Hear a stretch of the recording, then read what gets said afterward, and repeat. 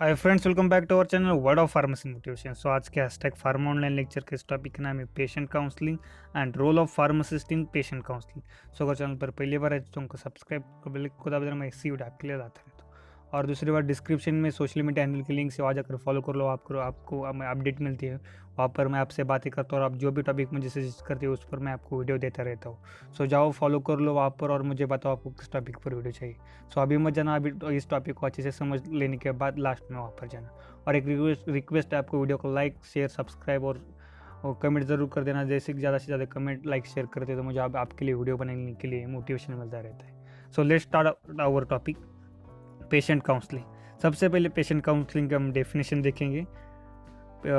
It is a part of clinical pharmacy practice to give maximum benefit to the patient. It includes the instruction or advice given by pharmacist to patient for use of prescribed drug. मतलब ये क्या है, clinical pharmacy की practice का एक part है जो उससे क्या होता है कि मैक्सिमम बेनिफिट पेशेंट को देते हैं उससे।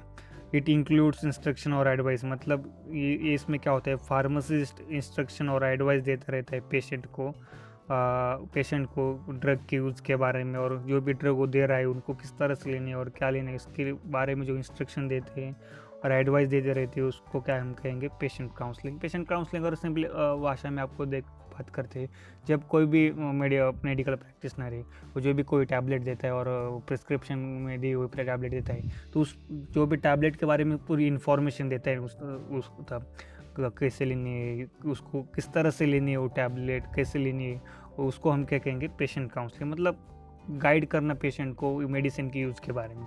फिर से एक बार डेफिनेशन पढ़ते हैं। It is a part of clinical pharmacy practice to give the maximum benefit to the patient.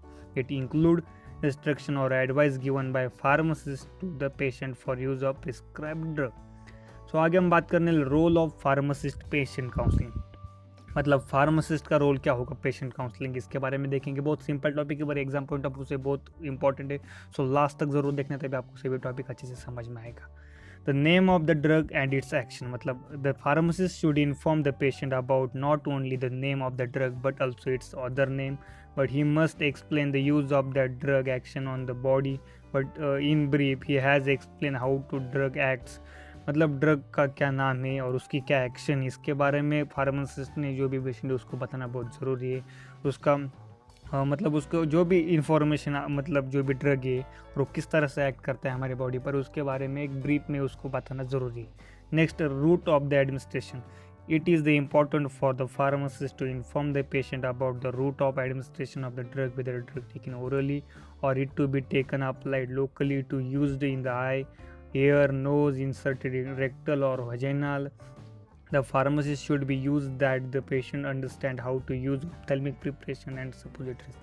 मतलब फार्मासिस्ट ने जो भी आपका मेडिसिन और जो ड्रग है उसका रूट, मतलब किस रूट से उसको लेना है उसके बारे में बताना चाहिए। पैरेट्रली है, रोरली है, लोकली है, टिपिकली है, आई में है, ईयर में, नोज़ में, या रेक्टली है, वाइजेनली है, इस तरह ऑप्थेल्मिक प्रिपरेशन किस तरह से यूज़ करनी है इसके बारे में जो भी रूट होगा उसके बारे में बताना बहुत ज़रूरी है। थर्ड, टाइम ऑफ एडमिनिस्ट्रेशन में pharmacist should instruct the patient when to take the medication. Example, some drug should be taken on empty stomach, that is 1 hour before meal or 2 to 3 hours after meal. Ensure the adequate absorption of drug. The patient should be provided for the medication calendar, मतलब किस वक्त medication लेना है, खाने से पहले या खाने के बाद, और मतलब खाने से पहले लेने के बाद या खाने के बाद लेना है मेडिकेशन, और उस मेडिकेशन और उस मेडिसिन की कब ज़्यादा एक्टिविटी मिलेगी और एक्शन मिलेगी उसके बारे में बताना बहुत ज़रूरी है। Fourth, duration of therapy. The pharmacist should encourage the patient to continue taking the medicine for prescribed duration of treatment. He should explain the course of treatment must be completed to achieve best result. मतलब कितने दिनों के लिए आपको medicine लेनी है, उसका duration, मतलब कितने दिनों के लिए उस ड्रग को कंटिन्यूस लेना बहुत ज़रूरी है, इसके बारे में बहुत बताना बहुत ज़रूरी है। सो ये भी ड्यूरेशन ऑफ थेरेपी के बारे में बताना ज़रूरी होता है। Storage of the drug. The pharmacist should instruct the patient regarding the storage of drug, these are labeled on the container. The patient should advise to store the drug in a separate cabinet where children can't reach. Sorry, यहाँ पर थोड़ी गलती हो गई, यहाँ पर हम बात करेंगे फिर से। कोई कोई नहीं हुआ था, मुझे थोड़ा कन्फ्यूजन हुआ था, so sorry. Storage of the drug मतलब क्या है, ड्रग को कहाँ स्टोर करना है, इसके बारे में फार्मासिस्ट को बताना बहुत ज़रूरी होता है कि किस टेम्परेचर में उसको रखना है, या कुछ ड्रग पर लेबल क्या होता है कि चिल्ड्रन या बच्चों से पहुँच से दूर रखिए। इस सब को बताना ज़रूरी होता है कि किस मेडिकेशन किस तरह से स्टोर करना है, ये बताना भी ज़रूरी होता है। Storage of the drug. Advise adverse effect of drugs. The patient should be informed about the adverse effect of the drug, but it not necessary to inform about all the side effects. Exam headache. The patient should be informed of those side effects which will allay fear and help him avoid the injury to himself. Example, changing color of urine, ड्रॉसिनिक्स। मतलब patient को adverse drug reaction के बारे में थोड़ी information ज़रूरी है, मतलब सभी के बारे में ज़रूरी नहीं, मतलब हेडेक वगैरह है उसके बारे में देना तो उतना ज़्यादा ज़रूरी नहीं होता। बट यहाँ पर क्या बताया, but it is not necessary to inform all side effect.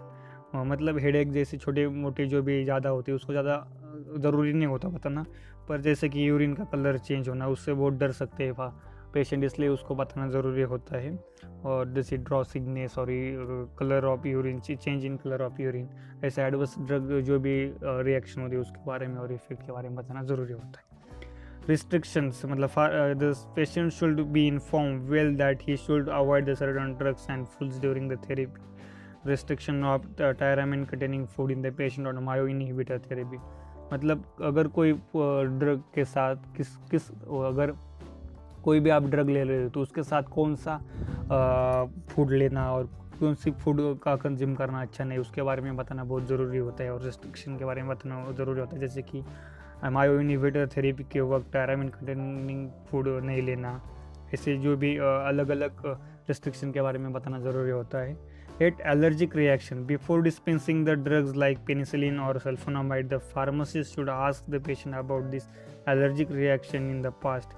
He helps in avoid the further complication of the treatment। मतलब जैसे पेनिसिलिन और सल्फोनामाइड जैसे ड्रग जब देते हैं फार्मासिस्ट पेशेंट को, उनको उसके पास्ट हिस्ट्री के बारे में पूछना बहुत ज़रूरी है, उससे कोई एलर्जी आपको है या नहीं है। Ninth, removal of drug from package. Patient is not familiar with the package of the product as the pharmacist should demonstrate the method of removal of drug from the package to the patient so is can handle it properly. मतलब drug को packet से किस तरह से बाहर निकालना है इसके बारे में बताना बहुत ज़रूरी होता है। मतलब फार्मासिस्ट को तो पता होता है, पर हर व्यक्ति को उसके बारे में पता नहीं होता, इसलिए आपको उसके बारे में इंफॉर्मेशन देना और उसको डेमोन्स्ट्रेट करके दिखाना बहुत ज़रूरी होता है। Refill information. The patient should be informed the patient verbally whether the prescription is refillable और not. If it is, then follow how many times it may be refilled, then length of time duration which it may be refilled. If it is not refillable, he should be instructed such that he may be contact a physician for the same drug if needed। मतलब बहुत सारे prescription के बारे में क्या होता है, refill कर सकते हैं, मतलब उसी प्रिस्क्रिप्शन से आप 2 बार या 3 बार आप उसको ड्रग ले सकते हैं। मतलब पेशेंट को बताना ज़रूरी होता है कि वो ड्रग सिर्फ आपको इस प्रिस्क्रिप्शन रिफिलेबल है या नहीं, मतलब सिर्फ 1 बार के लिए दी या 2 बार रिफ़िल कर सकते हो, मतलब 2 बार ड्रग ले सकते हैं इस प्रिस्क्रिप्शन से या 3 बार ले सकते हैं या कितने बार ले सकते हैं, इसके बारे में इंफॉर्मेशन देना बहुत ज़रूरी होता है। So thanks for watching video. अगर आपने वीडियो इस वक्त तक देखा है तो ज़रूर आपको पढ़ने की बहुत ज़्यादा जुनूनी थे, तो प्लीज़ मुझे कमेंट करके बताओ कि आपने या इस मिनट तक आपने वीडियो देखा या लास्ट तक आपने वीडियो देखा है, तो मुझे भी आप मोटिवेशन मिलेगा। आप लोग देख रहे हो।